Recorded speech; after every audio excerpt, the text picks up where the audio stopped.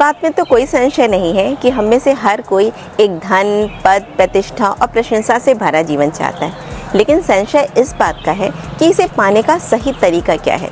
इसके पाने के तरीकों में एक सकारात्मक और एक नकारात्मक तरीका है। तो तरीके जानने से पहले हम अपनी कहानी सुनते हैं। हमारी ये कहानी इसमें जीवन को जीने के, जीवन को पाने के सही तरीकों में से हमको समझने का एक नया अवसर देगी, सही अवसर देगी।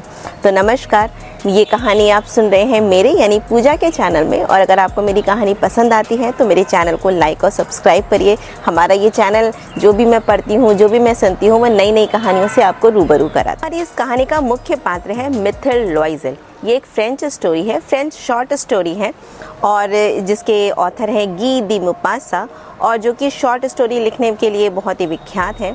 तो हमारी जो कहानी की नायिका है मिथिल लॉइजल, ये एक बेहद ही खूबसूरत और आकर्षक महिला है, और ये समझती है कि उसका जो लावण्य है, उसका जो सौंदर्य है, उसके लिए यही उचित है कि उसको एक धनवान परिवार में पैदा होना चाहिए था। लेकिन भाग्य की विडंबना देखिए कि वो एक साधारण परिवार में पैदा होती है। उसके बाद से उसकी आकांक्षा है कि उसका रूप उसे किसी धनवान व्यक्ति की पत्नी बनाएगा, किसी अफसर की पत्नी बनाएगा, लेकिन यहाँ पे भी नियति हस्तक्षेप करती है और उसकी शादी एक साधारण क्लर्क से होती है जो कि शिक्षा मंत्रालय में एक मामूली वेतन पाता था। उसके जीवन का कष्ट ही यही है कि उसको लगता है कि उसके आसपास की जो भी परिस्थितियां हैं, जो भी लोग उसके आसपास हैं, वो सब बहुत ही साधारण हैं, बहुत ही मामूली हैं, और यही उसके जीवन में कष्ट का कारण है। उसको लगता है कि जिस घर में वो रहती है, वहाँ का मामूली सा घर, वहाँ की मामूली दीवारें और वहाँ के घिसे हुए पर्दे, वहाँ की घिसी हुई कुर्सियाँ, फर्नीचर, ये सब कुछ उसको कष्ट देती हैं, सब उसको टॉर्चर करती हैं। वो इस बात से दुखी है और निराशा के जीवन में जी रही है। जब वो और उसका पति दोनों साथ में भोजन करते हैं तो उसके पति को लगता है कि वो इस समय सबसे सुंदर, सबसे अच्छा खाना खा रहा है, इससे अच्छा क्या ही हो सकता है। लेकिन उसको उसकी कल्पना है, वो सपने जीती है कि चांदी के चमचमाते बर्तनों में उसके लिए सुरुचिपूर्ण ढंग से खाना परोसा जाए। वो कल्पना करती है कि सुंदर, अद्भुत, लाजवाब व्यंजन उसके सामने उपस्थित हों और वो उसका आनंद ले। यही उसकी आकांक्षा है, और यही आकांक्षा उसको दिन ब दिन दर्द दे रही है। उसकी एक अमीर दोस्त है जिसका नाम है मैडम जीन फॉरेस्टियर, और वो उसके स्कूल की फ्रेंड है, लेकिन वो उसके यहाँ जाना पसंद नहीं करती है, क्योंकि जब वो उसके यहाँ जाती है तो वहाँ से लौट करके वो और भी ज़्यादा दुखी हो जाती है, और भी ज़्यादा नकारात्मक और निराश हो जाती है, क्योंकि उसे लगता है कि उसके पास वो सब कुछ है, जबकि वो इतनी अच्छी भी नहीं है, इतनी सुंदर भी नहीं है, लेकिन उसके पास एक आरामदायक ज़िंदगी है। तो वो और भी ज़्यादा निराश हो जाती है और घंटों रोती है। उसका पति, जो कि एक साधारण क्लर्क है, लेकिन वो ये बात जानता है कि उसकी पत्नी उसके इस साधारण जीवन शैली से खुश नहीं है, और वो उसको खुश रखने का पूरा प्रयत्न करता है। मिथिल लॉइजल इसी प्रकार अपने दुख भरे दिन बिता रही थी कि एक दिन उसका पति उसके लिए एक इनविटेशन कार्ड लेकर के आता है और बहुत ही खुशी खुशी अपनी वाइफ को देता है, अपनी पत्नी को देता है। लॉइजल उसे खोल करके देखती है तो वो पाती है कि वो शिक्षा मंत्रालय की एक पार्टी का इनविटेशन था, एक नृत्यशाला का, एक बॉल का आमंत्रण था। लेकिन वो उसे देख करके खुश नहीं होती है और अपने पति से पूछती है कि तुम क्या चाहते हो, कि मैं इसका क्या करूं। तो वो कहता है कि क्यों, मुझे तो लगा था कि तुम्हें कहीं बाहर जाने को नहीं मिलता है और तुम्हें अच्छा लगता है लोगों से मिलना, तो तुम खुश होगी। तो वो कहती है कि मैं इस पार्टी में आखिर क्या पहन के जाऊंगी, मेरे पास कोई अच्छी ड्रेस भी नहीं है, वहाँ पे लोग देख करके मेरी गरीबी का मजाक उड़ाएंगे।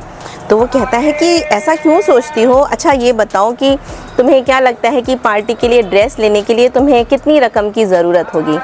अपने पति की ये बात सुनकर के मिथिल, जिसने अभी तक रोना शुरू कर दिया था, अपने आंसू पोंछते हुए और अपने मनी मन हिसाब लगाती है कि वो क्या रकम बताए कि उसके पति को धक्का न लगे।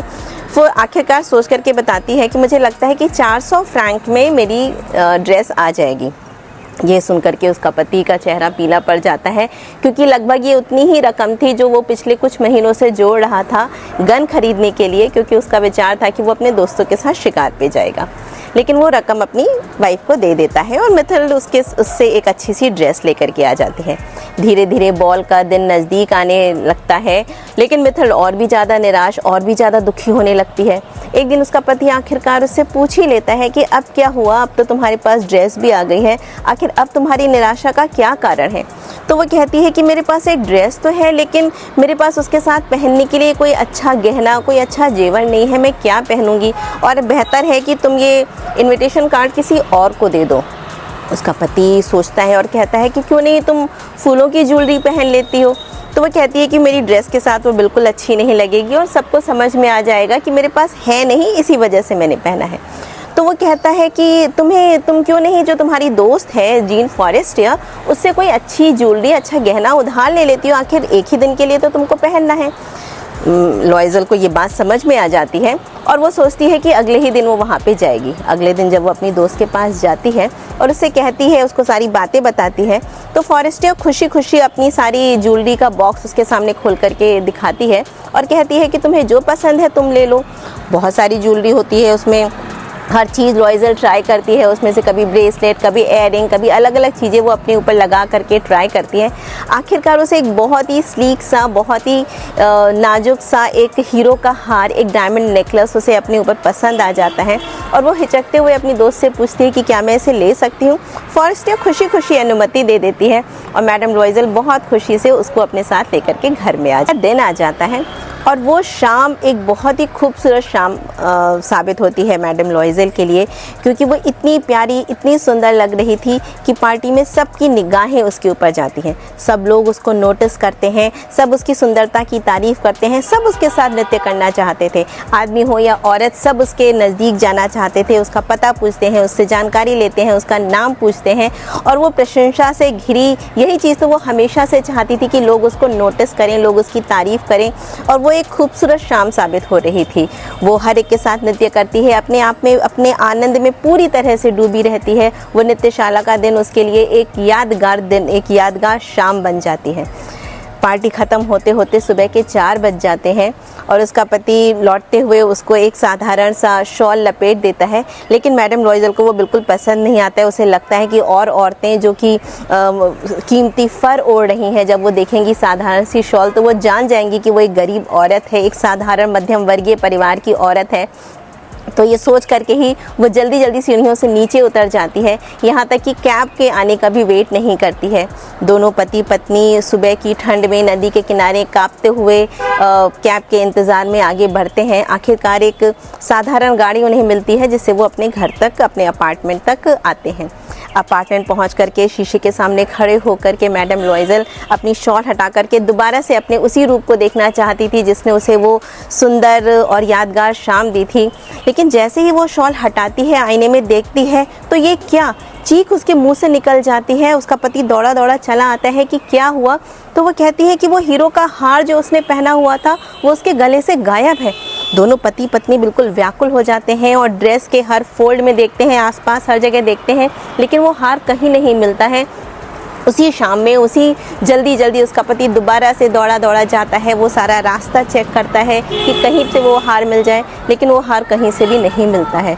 मामूली सा उदास होकर के वो वापस घर लौटता है। दोनों पुलिस स्टेशन जाते हैं, कैब सर्विस जाते हैं, जितना पॉसिबल होता है, जहाँ तक संभव होता है वो हर जगह ढूंढने की कोशिश करते हैं। आखिरकार उसका पति उससे कहता है कि तुम अपनी दोस्त को एक लेटर लिख दो कि उस हार का हुक टूट गया है, इस वजह से उसको वापस करने में थोड़ी सी देर हो जाएगी। वो ऐसा ही करती है। पति पत्नी पूरी तरह से निराश हो जाते हैं। ये करते करते 1 हफ्ता बीत जाता है, लेकिन हार का पता नहीं चलता है। आखिर वो ये निर्णय लेते हैं कि वो कोशिश करेंगे कि वो ज्वेलरी की दुकान पे जाकर के वैसा ही कोई हार खरीदने की कोशिश करेंगे। आखिर एक ज्वेलरी की दुकान पे उन्हें वैसा एक हार मिल जाता है, लेकिन उसकी कीमत होती है 40,000 फ्रैंक। उसकी कीमत बहुत ज़्यादा थी। मोल भाव करने के बाद से वो 36,000 फ्रैंक पर आ जाता है। मिस्टर लॉइजल के पास, मिथिल के पति के पास केवल 18,000 फ्रैंक्स, 18,000 फ्रैंक होते हैं, जो कि उसके पिता ने उसको दिए थे।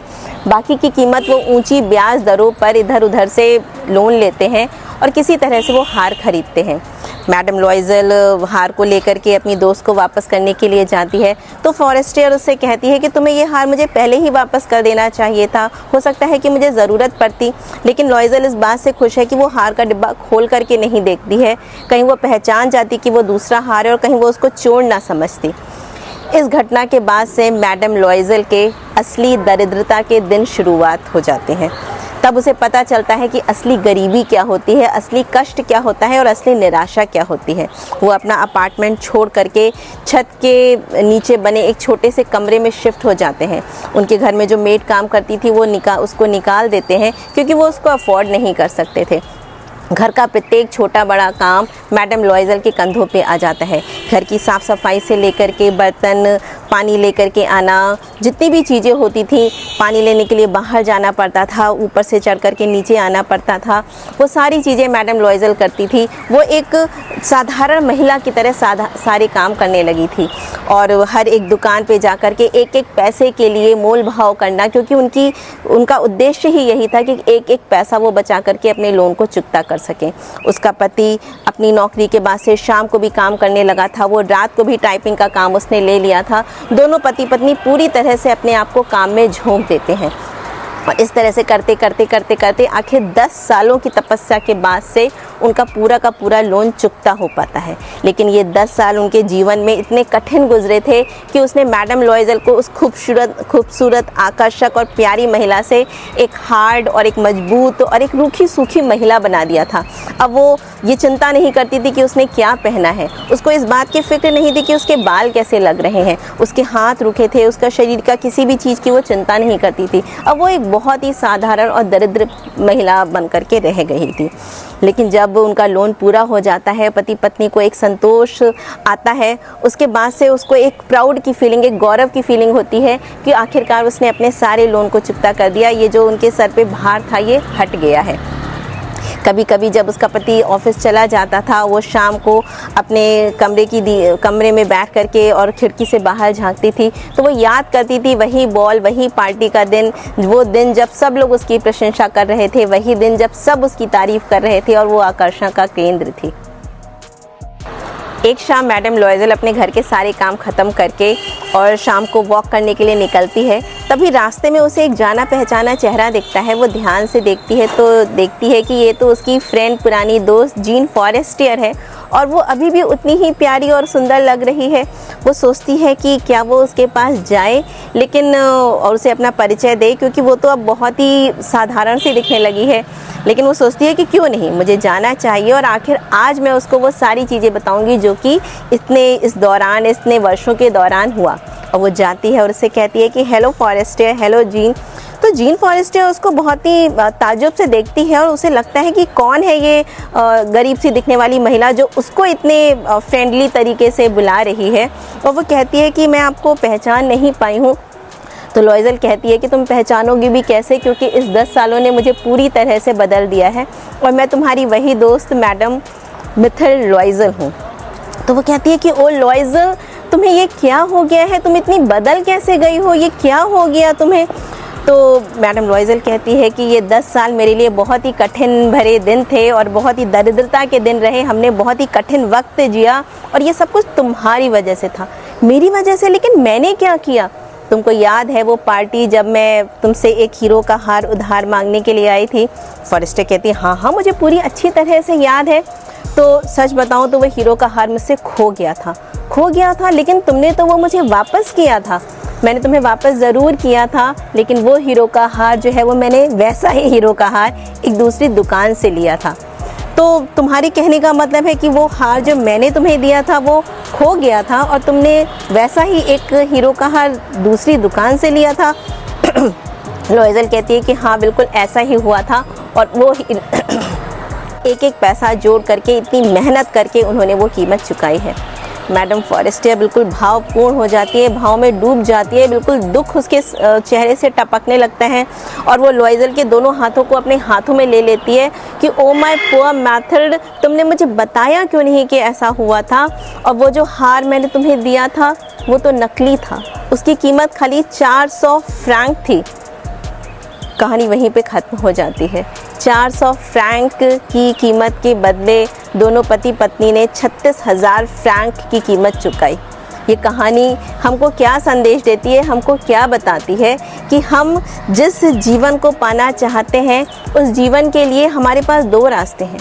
एक तो नकारात्मक, यानी कि हमारे आसपास जो स्थिति है, जो चीज़ें हैं, हम उसको हमेशा मायूसी की दृष्टि से देखें, सोचें कि हमें क्या मिलना चाहिए तो और हमें नहीं मिला है और उसके प्रति हमेशा दुखी रहें। या फिर हम अपने आसपास की हर चीज़ के लिए जो भी है हमारे पास उसके प्रति धन्यवाद दें, थैंकफुल रहें और उसको बेहतर करने की कोशिश करते रहें। मैडम लॉइजल की जो विचार थे, जो उसकी निराशा थी, जो उसका दुख था, उसी ने उसको यहाँ तक की स्थिति में पहुँचा दिया कि जब ब्रह्मांड देखता है कि आप दुखी हैं तो वो और ज़्यादा आपको कहता है कि ठीक है आप दुखी हैं, तो यही वो आपको देगा क्योंकि आप वही अट्रैक्ट कर रहे हैं। कहानी हमको बताती है किस प्रकार हम अपने जीवन को बेहतर बना सकते हैं, ना कि हमेशा अपनी परिस्थिति को कोस सकते हैं। तो ये कहानी जो है वो एक बहुत ही विडंबनापूर्ण अंत पे समाप्त हो जाती है और हमें बहुत अच्छी सीख दे करके जाती है। आशा है कि आपको ये कहानी पसंद आई होगी और इसकी सीख को आप अपने जीवन में अपनाएंगे। और अगर आपको ऐसी ही कहानियाँ और भी सुननी है तो आप मेरे चैनल को लाइक और सब्सक्राइब करिए। आगे से मैं कुछ और पढ़ूंगी, कुछ और सुनूंगी तो वो अपने चैनल पे शेयर करूंगी। Thank you.